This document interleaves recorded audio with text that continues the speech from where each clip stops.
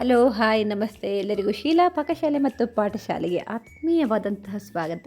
ಇವತ್ತಿನ ಒಂದು ತರಗತಿಯಲ್ಲಿ ಕರ್ನಾಟಕ ಟೆಟ್ ಪರೀಕ್ಷೆಗೆ ಸಂಬಂಧಪಟ್ಟಂತಹ ಉಪಯುಕ್ತವಾದಂತಹ ಮಾಹಿತಿ ಬಗ್ಗೆ ನಾನು ನಿಮಗೆ ತಿಳಿಸ್ಕೊಡ್ತಾ ಇದ್ದೀನಿ. ಜಿಯೋಗ್ರಫಿ ಅಂತಂದರೆ ಭೂಗೋಳಶಾಸ್ತ್ರದಲ್ಲಿ ಬರುವಂತಹ ಒಂದು ಪ್ರಮುಖ 25 ಪ್ರಶ್ನೆಗಳಿಗೆ ಯಾವ ರೀತಿ ಉತ್ತರವನ್ನು ಬರಿಬೇಕು ಅದರ ಬಗ್ಗೆ ತಿಳಿಸ್ಕೊಡ್ತಾ ಇದ್ದೀನಿ. ಅಂದರೆ ಪ್ರತಿ ವರ್ಷ ಮುಖ್ಯವಾಗಿ ಪ್ರಶ್ನೆಗಳನ್ನು ಯಾವ ರೀತಿ ಕೇಳ್ತಾರೆ ಅದ್ರ ಮೇಲೆ ಮಾತ್ರ ಇವತ್ತು ನಾನು ಪ್ರಶ್ನೆಗಳನ್ನು ತೆಗೆದುಕೊಂಡು ಉತ್ತರವನ್ನು ಕೊಡುವಂತಹ ಪ್ರಯತ್ನವನ್ನು ಮಾಡಿದ್ದೀನಿ. ಹಾಗಾಗಿ ನೀವು ಪೂರ್ತಿ ವಿಡಿಯೋವನ್ನು ನೋಡಿ ಅರ್ಥ ಮಾಡ್ಕೊಳ್ಳಿ, ಎಕ್ಸಾಮಲ್ಲಿ ಉತ್ತಮವಾಗಿ ಮಾಡಿ ಅನ್ನೋದು ನನ್ನ ಒಂದು ಆಸೆ. ಹಾಗಾಗಿ ಈಗ ಮುಂದಕ್ಕೆ ಹೋಗೋಣ. ಅಂದರೆ ತುಂಬ ಇಂಪಾರ್ಟೆಂಟ್ ಪ್ರಶ್ನೆಗಳೇ ಅಂತಲೇ ಹೇಳ್ಬೋದು. ಯಾಕೆಂದರೆ ಪ್ರತಿ ವರ್ಷ ಕರ್ನಾಟಕ ಟೆಟ್ ಪರೀಕ್ಷೆಯಲ್ಲಿ 60ಕ್ಕೆ ಮಿನಿಮಮ್ 60ಕ್ಕೆ ಹಿಸ್ಟ್ರಿ ಮೇಲೆ ನಮಗೆ ಕ್ವಶನ್ಸ್ಗಳು ಬರುತ್ತೆ. ಅದರಲ್ಲಿ ಭೂಗೋಳಶಾಸ್ತ್ರ ಸಹ ಒಂದಾಗಿರುತ್ತೆ. ಅದರ ಮೇಲೆ ಬರುವಂತಹ ಒಂದು ಪ್ರಶ್ನೆಗಳ ವಿಡಿಯೋವನ್ನು ನಾನು ಮಾಡಿರುವಂಥದ್ದು. ಹಾಗಾಗಿ ವಿಡಿಯೋವನ್ನು ಪೂರ್ತಿ ನೋಡಿ ಅರ್ಥ ಮಾಡ್ಕೊಳ್ಳಿ, ಪರೀಕ್ಷೆಯಲ್ಲಿ ಉತ್ತಮವಾಗಿ ಬರೀರಿ. ಆಲ್ ದ ಬೆಸ್ಟ್ ಅಂತ ಹೇಳ್ತಾ ಈ ವಿಡಿಯೋವನ್ನು ಆರಂಭ ಮಾಡ್ತಾ ಇದ್ದೀನಿ. ಪ್ರಶ್ನೆ ಯಾವುದು ಅಂತ ನೋಡೋಣ ಬನ್ನಿ.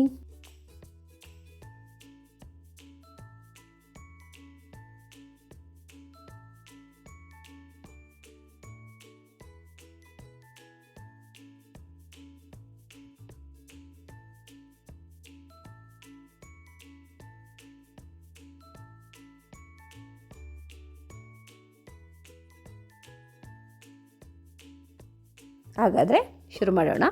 ಪ್ರಶ್ನೆ ಸಂಖ್ಯೆ 1, ಭೂಮಿಯ ಅತ್ಯಂತ ದೊಡ್ಡ ಖಂಡ ಯಾವುದು ಅನ್ನೋದು ಪ್ರಶ್ನೆ. ಆಫ್ರಿಕಾ, ಏಷ್ಯಾ, ಯುರೋಪ್ ಮತ್ತು ಆಸ್ಟ್ರೇಲಿಯಾ ಅಂತಿದೆ. ಏಷ್ಯಾ ಖಂಡ, option B is correct answer. Okay. Question number 2, ವಿಶ್ವದ ಅತಿ ದೊಡ್ಡ ಮಹಾಸಾಗರ ಯಾವುದು ಅನ್ನೋದು ಪ್ರಶ್ನೆ. ಅಟ್ಲಾಂಟಿಕ್, ಹಿಂದೂ ಮಹಾಸಾಗರ, ಪೆಸಿಫಿಕ್, ಆರ್ಕ್ಟಿಕ್ ಅನ್ನೋದು ಇದೆ. ಅದಕ್ಕೆ ಸರಿಯಾದಂತಹ ಉತ್ತರ ಪೆಸಿಫಿಕ್ ಮಹಾಸಾಗರ ಅಂತ ಹೇಳ್ತೀವಿ. ಪ್ರಶ್ನೆ ಸಂಖ್ಯೆ 3, ಭೂಮಿಯ ಏಕೈಕ ನೈಸರ್ಗಿಕ ಉಪಗ್ರಹ ಯಾವುದು ಅನ್ನೋದು ಮಂಗಳ, ಚಂದ್ರ, ಶುಕ್ರ, ಬುಧ. ಇದರಲ್ಲಿ ಸರಿಯಾದಂತಹ ಉತ್ತರ ಆಪ್ಷನ್ ಬಿ ಚಂದ್ರ ಅಂತ ಹೇಳ್ತೀವಿ. ಆಯಿತಾ. ಪ್ರಶ್ನೆ ಸಂಖ್ಯೆ 4 ಈ ರೀತಿ ಇದೆ ನೋಡಿ. ಭೂಮಿಯ ಅತಿ ಎತ್ತರದ ಪರ್ವತ ಶಿಖರ ಯಾವುದು ಅನ್ನೋದು ಪ್ರಶ್ನೆನ ಅರ್ಥ ಮಾಡ್ಕೊಂಡು ನೀವು ಉತ್ತರವನ್ನು ಬರೆಯೋದಕ್ಕೆ ಪ್ರಯತ್ನವನ್ನು ಮಾಡಿ. K2, Kanchenjunga, Mount Everest, Nanda Devi ಅಂತ ಇದೆ. ಇದಕ್ಕೆ ಸರಿಯಾದಂತಹ ಉತ್ತರ ಆಪ್ಷನ್ ಸಿ ಮೌಂಟ್ ಎವರೆಸ್ಟ್ ಅಂತ ಹೇಳ್ತೀವಿ. ಪ್ರಶ್ನೆ ಸಂಖ್ಯೆ 5, ಭಾರತದ ಅತಿ ಉದ್ದದ ನದಿ ಯಾವುದು? ಆಯಿತಾ. ಕೃಷ್ಣ, ಗೋದಾವರಿ, ಗಂಗಾ, ಕಾವೇರಿ. ಇದಕ್ಕೆ ಸರಿಯಾದಂತಹ ಉತ್ತರ ಗಂಗಾ ನದಿ ಅಂತ ಹೇಳ್ತೀವಿ. ಆಯಿತಾ. ಪ್ರಶ್ನೆ ಸಂಖ್ಯೆ 6, ಕರ್ನಾಟಕದ ರಾಜಧಾನಿ ಯಾವುದು?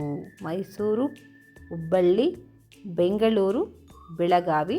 ಸರಿಯಾದಂತಹ ಉತ್ತರ ಆಪ್ಷನ್ ಸಿ ಬೆಂಗಳೂರು ಅಂತ ಹೇಳ್ತೀವಿ. ಪ್ರಶ್ನೆ ಸಂಖ್ಯೆ 7, ಭಾರತದ ಅತಿ ದೊಡ್ಡ ಮರುಭೂಮಿ ಯಾವುದು ಅನ್ನೋದು. ಆಯಿತಾ. ಗೋಬಿ, ಥಾರ್, ಸಹರಾ, ಕಾಲಹಾರಿ ಅನ್ನೋದು ಇಲ್ಲಿ ಆಪ್ಷನ್ ಇದೆ. ಅದಕ್ಕೆ ಸರಿಯಾದಂತಹ ಉತ್ತರ ಇದು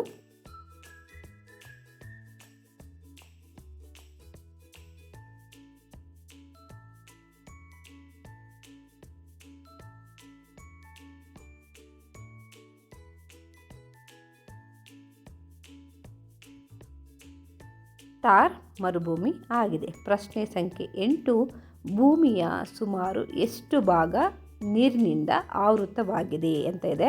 51%, 61%, 71% ಹಾಗೆ 81% ಆಪ್ಷನ್ಗಳಿದೆ. ಸರಿಯಾದಂತಹ ಉತ್ತರ ಆಪ್ಷನ್ ಸಿ 71% ನೀರು ಇದೆ. ಆಯಿತಾ. ಪ್ರಶ್ನೆ ಸಂಖ್ಯೆ 9, ಸೂರ್ಯೋದಯ ಮೊದಲು ಕಾಣುವಂತಹ ಭಾರತೀಯ ರಾಜ್ಯ ಯಾವುದು ಅನ್ನೋದು ಪ್ರಶ್ನೆ. ಅಸ್ಸಾಂ, ಅರುಣಾಚಲ ಪ್ರದೇಶ, ನಾಗಾಲ್ಯಾಂಡ್ ಮತ್ತು ಸಿಕ್ಕಿಂ ಅಂತ ಇದೆ. ಸರಿಯಾದಂತಹ ಉತ್ತರ ಆಪ್ಷನ್ ಬಿ ಅರುಣಾಚಲ ಪ್ರದೇಶ. ಆಯಿತಾ. ಜೀವನದಿ ಎಂದು ಯಾವ ನದಿಯನ್ನು ಕರೆಯುತ್ತಾರೆ? ಇಂದಿನ ಪ್ರಶ್ನೆ 10, ಭಾರತದ ಅತಿ ಉದ್ದದ ಅಣೆಕಟ್ಟು ಯಾವುದು ಅನ್ನೋದು ಪ್ರಶ್ನೆ. ಹಿರಾಕುಡ್, ನಾಗಾರ್ಜುನ ಸಾಗರ, ಬಾಕ್ರಾ ನಂಗಲ್ ಮತ್ತು ತೆಹರಿ ಅಂತ ಇದೆ. ಸರಿಯಾದಂತಹ ಉತ್ತರ ಆಪ್ಷನ್ ಎ ಹಿರಾಕುಡ್ ಎನ್ನುವಂತಹ ಉದ್ದದ ಅಣೆಕಟ್ಟು ಆಗಿದೆ. ಆಯಿತಾ. ಪ್ರಶ್ನೆ ಸಂಖ್ಯೆ 11, ಕರ್ನಾಟಕದ ಇದಕ್ಕೆ ಸರಿಯಾದಂತಹ ಉತ್ತರ ನೋಡೋಣ. ಕಾವೇರಿ, ಕೃಷ್ಣ, ತುಂಗಭದ್ರಾ, ಶರಾವತಿ ಅನ್ನೋದು ಆಪ್ಷನ್ನು. ಇದಕ್ಕೆ ಸರಿಯಾದಂತಹ ಉತ್ತರ ಕಾವೇರಿ ನದಿ ಅಂತ ಹೇಳ್ತೀವಿ. ಪ್ರಶ್ನೆ ಸಂಖ್ಯೆ 12, ಭಾರತದ ಅತಿ ದೊಡ್ಡ ರಾಜ್ಯ ಅಂದರೆ ವಿಸ್ತೀರ್ಣದಲ್ಲಿ ಯಾವುದು ಅನ್ನೋದು ಪ್ರಶ್ನೆ. ಉತ್ತರ ಪ್ರದೇಶ, ಮಹಾರಾಷ್ಟ್ರ, ರಾಜಸ್ಥಾನ, ಮಧ್ಯಪ್ರದೇಶ ಅನ್ನೋದು ಆಪ್ಷನ್ನು. ಸರಿಯಾದಂತಹ ಉತ್ತರ ಆಪ್ಷನ್ ಸಿ, ರಾಜಸ್ಥಾನ ಅಂತ ಹೇಳ್ತೀವಿ. ಆಯಿತಾ.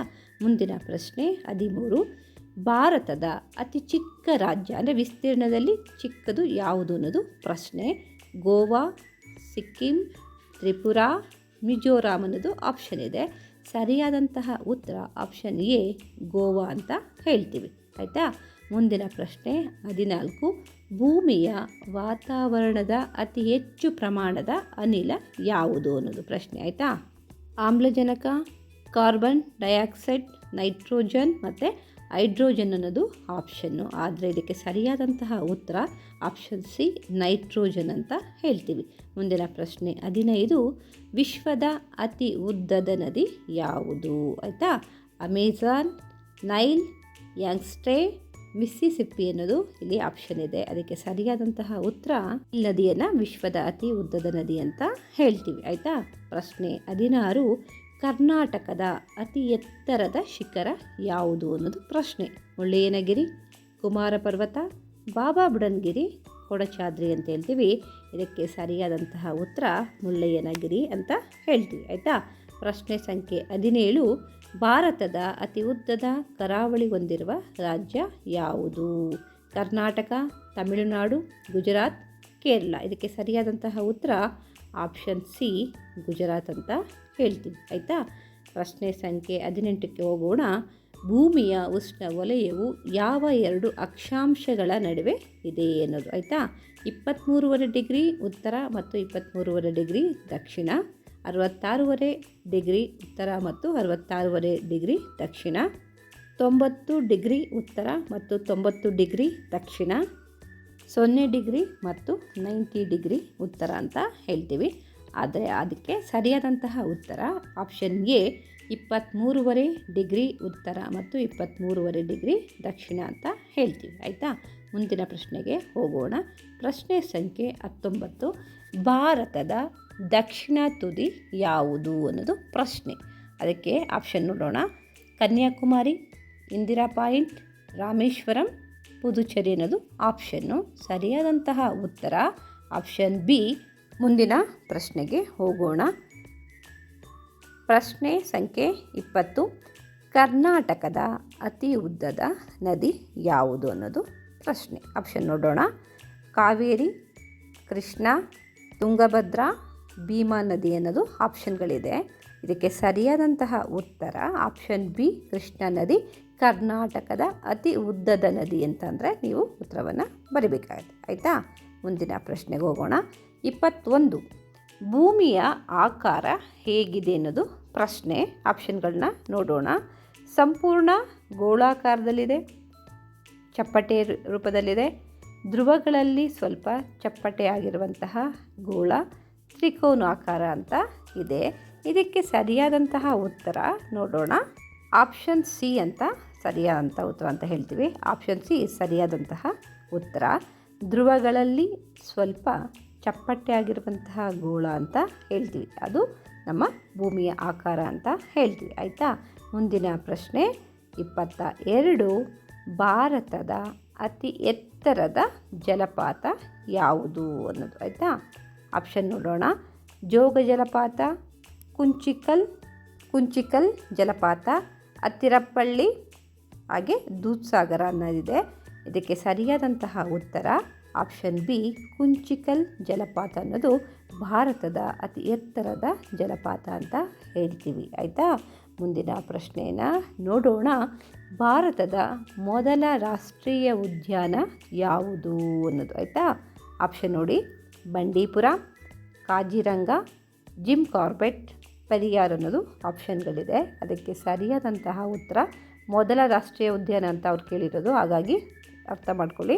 ಆಪ್ಷನ್ ಸಿ, ಜಿಮ್ ಕಾರ್ಬೆಟ್ ಅನ್ನೋದು ಭಾರತದ ಮೊದಲ ರಾಷ್ಟ್ರೀಯ ಉದ್ಯಾನ ಆಗಿದೆ. ಆಯಿತಾ. ಪ್ರಶ್ನೆ ಸಂಖ್ಯೆ 24, ನೀಲಗ್ರಹ ಎಂದು ಯಾವ ಗ್ರಹವನ್ನು ಕರೆಯುತ್ತಾರೆ? ಆಯಿತಾ, ಭೂಮಿ, ಮಂಗಳ, ಶುಕ್ರ, ನೆಪ್ಚ್ಯೂನ್ ಅನ್ನೋದು ಇದೆ. ಇದಕ್ಕೆ ಸರಿಯಾದಂತಹ ಉತ್ತರ ಆಪ್ಷನ್ ಎ, ಭೂಮಿಯನ್ನು ನೀಲಗ್ರಹ ಎಂದು ಕರೆಯುತ್ತಾರೆ. ಆಯಿತಾ. ಮುಂದಿನ ಪ್ರಶ್ನೆ,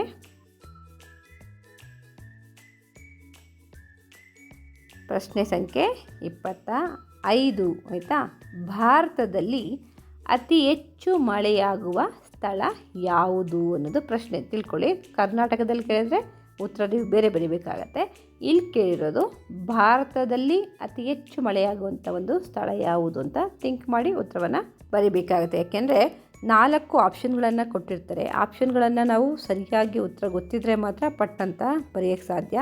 ಏನಾದರೂ ಸ್ವಲ್ಪ ಡೌಟ್ ಇತ್ತು ಅಂದಾಗ ಏನು ಮಾಡ್ತೀವಿ, ಇದು ಅಥವಾ ಅದು ಅಂತ ಏನು ಮಾಡ್ತೀವಿ, ಯೋಚನೆಯನ್ನು ಮಾಡಿ ಸರಿಯಾದ ಉತ್ತರವನ್ನು ಗೊತ್ತಿದ್ದರೂ ತಪ್ಪಿಗೆ ಉತ್ತರಕ್ಕೆ ಟಿಕ್ ಮಾಡಿಬಿಟ್ಟು ಬರ್ತೀವಿ. ಹಾಗಾಗಿ ಯೋಚನೆಯನ್ನು ಮಾಡಿ ಪ್ರಶ್ನೆಯನ್ನು ಅರ್ಥ ಮಾಡಿಕೊಂಡು ಉತ್ತರವನ್ನು ಬರೆಯುವಂತಹ ಒಂದು ಶಕ್ತಿಯನ್ನು ನೀವು ಬೆಳೆಸ್ಕೊಳ್ಳಿ. ಯಾಕೆಂದರೆ ಆಪ್ಷನ್ಗಳು ಒಂದೇ ಥರ ಇದ್ದಾಗ ಸ್ವಲ್ಪ ಏನಾಗುತ್ತೆ, ಕನ್ಫ್ಯೂಷನ್ ಆಗುತ್ತೆ. ಆ ಕನ್ಫ್ಯೂಷನಲ್ಲಿ ಸರಿಯಾದಂತಹ ಉತ್ತರ ಫಸ್ಟು ನಾವು ಥಿಂಕ್ ಮಾಡಿರ್ತೀವಿ, ಬರೆಯುವಂಥ ಸಂದರ್ಭದಲ್ಲಿ ಇದೇ ಸರಿ ಅಂತ ಬರೆದು ಬಿಡ್ತೀವಿ. ಹಾಗಾಗಿ ಸ್ವಲ್ಪ ಅರ್ಥವನ್ನು ಮಾಡಿಕೊಂಡು ಬರೆಯುವಂಥ ಪ್ರಯತ್ನವನ್ನು ಮಾಡಿ.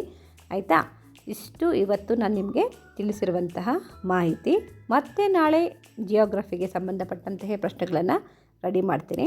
ನೋಡಿ, ಪಠ್ಯಪುಸ್ತಕ ನಿಮಗೆ ಸಮಾಜ ವಿಜ್ಞಾನದ ಪಠ್ಯಪುಸ್ತಕ ಸಿಕ್ಕಿದ್ರೆ ಅದರಲ್ಲಿ ಕ್ವಶನ್ಗಳನ್ನು ಒಂದೊಂದೇ ಪಾಠವನ್ನು ಓದಿ ಕ್ವಶನ್ ಫ್ರೇಮ್ ಮಾಡೋದನ್ನ ಕಲೀರಿ. ಆಗ ಏನಾಗುತ್ತೆ, ಹೆಚ್ಚು ಪ್ರಶ್ನೆಗಳು ಸಿಕ್ಕತ್ತೆ, ಉತ್ತರಗಳು ಸಹ ನಮಗೆ ಸಿಕ್ಕತ್ತೆ. ಅದೇ ಪ್ರಯತ್ನವನ್ನು ನಾನು ಇಲ್ಲಿ ಪುಸ್ತಕವನ್ನು ನೋಡಿ ನಿಮಗೆ ಹೇಳ್ಕೊಡ್ತಾ ಇರೋದು. ಆಯಿತಾ, ನಾಳೆ ಮತ್ತೆ ಇದೇ ವಿಷಯಕ್ಕೆ ಜಿಯೋಗ್ರಫಿ ಭೂಗೋಳಶಾಸ್ತ್ರಕ್ಕೆ ಸಂಬಂಧಪಟ್ಟಂತೆಯೇ ಒಂದು 30 ಪ್ರಶ್ನೆಗಳ ವಿಡಿಯೋವನ್ನು ಮಾಡಿಕೊಂಡು ನಿಮಗೋಸ್ಕರ ತೊಗೊಂಡು ಬರ್ತೀನಿ.